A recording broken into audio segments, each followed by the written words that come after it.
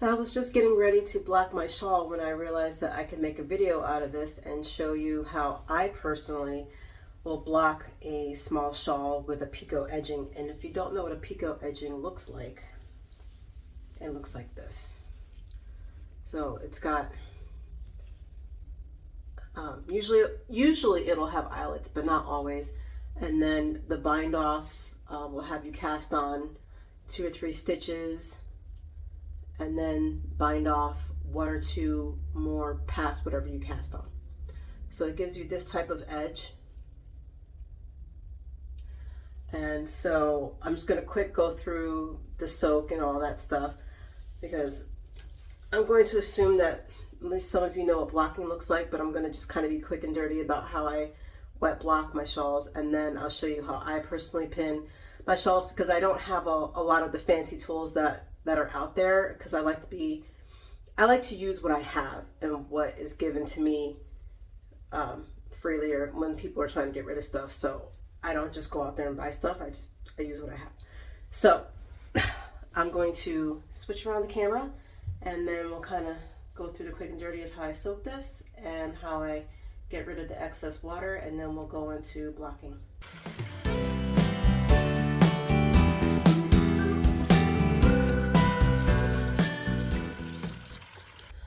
So what I do is I get cool to tepid water, put it in my tub with a little bit of wool wash. Let me get what that bottle looks like.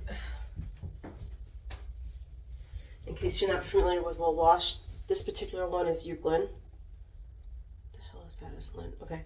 This one is Euclid, and you can use any kind of wool wash, basically, but that's just the one I use. And then I just push it into the water. This is super wash, so it's pretty much already into the yarn, but I like to just make sure that everything is soaked. And then I'm gonna let it sit in here for about 15 to 20 minutes. I don't really think it needs much because it's super wash and it's fingering weight yarn, so it doesn't really need to soak for that long.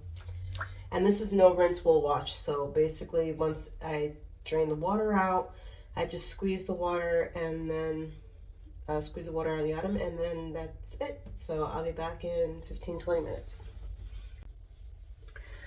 Okay, so I'm going to show you how I squeeze out the water from my shawl, because you don't want to wring it.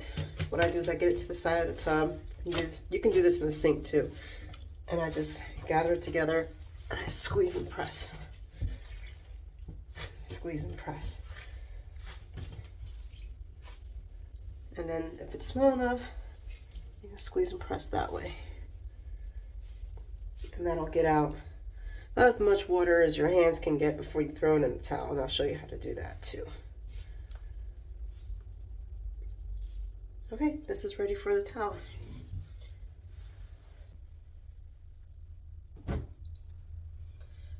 So I throw the shawl onto the towel.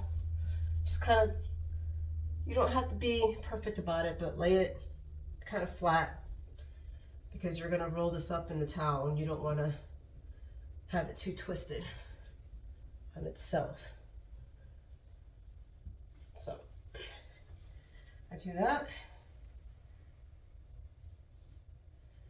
And then I just fold the towel over it like this. And you have the option of whether or not you want to press like this to get the water out. Use your fists and your upper body weight if you want to get the water out. You can use your knees if you want to get the water out that way. You can stand if you want to do it that way.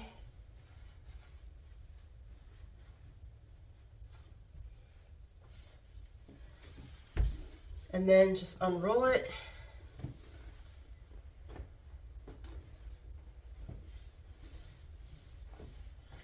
And then I'm going to carry this into my craft room, so you can just, wherever you're going to lay your shawl flat, just kind of make sure you've got it bunched up. You don't want it hanging, because that's really going to prematurely stretch out your shawl. So don't carry it wherever you're going to go hanging it. Just, you know, kind of ball it up so that you're keeping most of the weight in your hands.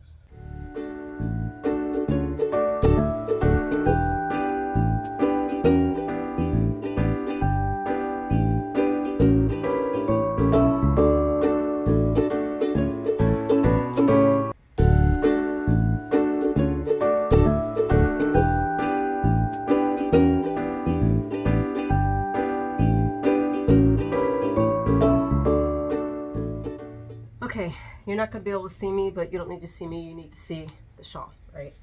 So what you're going to do now is you're going to, on purpose, make sure that you've got your shawl laid out as flat as you can. And I think my shawl is actually going to go past my towel, so I don't know how I'm going to have to figure that one out. Oh, here we go. It's because I have it laid out weird. That's kind of a problem.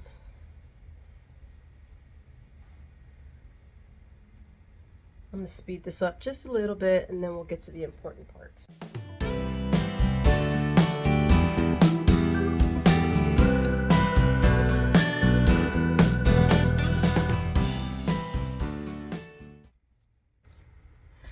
Okay, so as you can see, I don't have blocking mats. I have towels that I use specifically for blocking. So what I'm going to do now, and this is where, you know, if you have special tools like I think Knitter's Pride has the they look like little combs with points on them, and then you can hit like 4 or 5 of these at a time. Well, that looks great. I do not have that, so if you're in the same position as me and you don't have that, this is what I do, and hopefully I have enough pins. I probably don't, but we'll see. So I'm going to go all the way to the edge here because this is pretty long, and I'm going to pin this one in place. And now because this is carpet and towel, this will go through the shawl and the towel pretty well and stay in place. I also do not have any animals come into this room, so this makes it safe. I also don't have little kids, so if you're in that predicament, you know, or just kind of take what resonates with you in this video. So I'm going to go through now and pin open every single picot. Yeah, it's painstaking, I agree. But if you want your picot edges to pop, you know, whatever tool you use, you're still going to have to do this. So I'm going to speed this up so you're not seeing or waiting forever.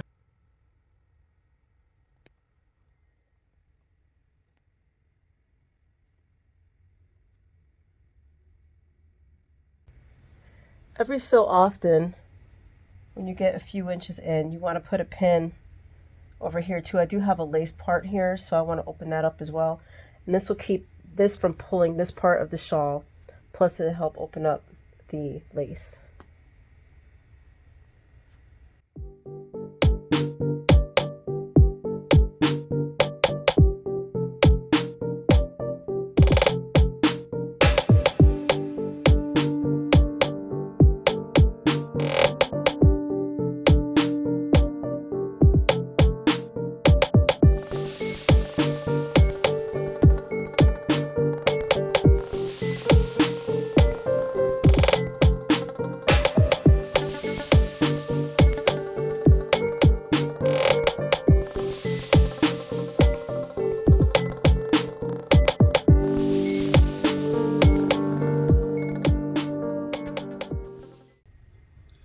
Okay, now that this is all pinned out and the lace is opened up, what I want to do here is just get this, because this is an I-cord side, it kind of makes everything tight on this side, so I don't want to stretch it out so much that I'm taking it out of shape or overstretching it or pulling on the stitches or anything. So I'm basically just making it as flat as possible, which obviously is causing some bunching over here.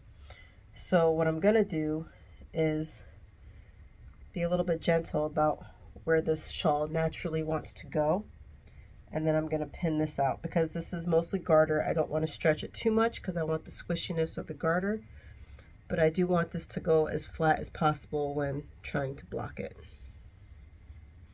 So I'm just gonna pin my pins in here. The bunching is starting to move this way, which means I think the shawl is going to end up going that way. I do have an extra towel, so I'm probably going to lay that down right now so that I don't have a whole bunch of shawl hanging out on the floor. if you have blocking mats, I'm not really sure how you would handle this asymmetrical style with this kind of thing going on, but you know, we make do with what we have. So I'm going to finish that.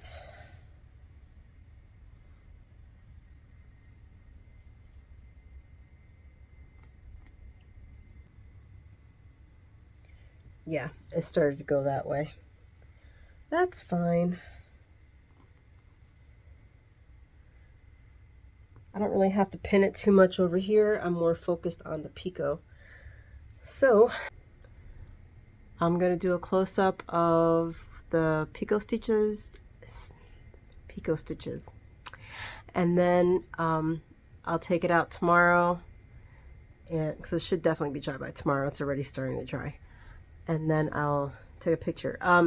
So if you're curious what this pattern is, it is the Coralie Springs, and I'll write it over here because the designer is escaping me at the moment. But I'll take a picture of that, and that would be it for this video. I do have a little bit hanging off the towel there, but that's about it, and it's fine. It's like 2 inches. I'm not worried about it.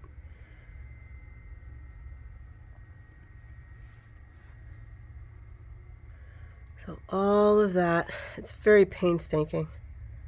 It's annoying, but we must do what we must do. So there you go. And this is backwards. So when you see the picture later, you'll see what it looks like on the other side.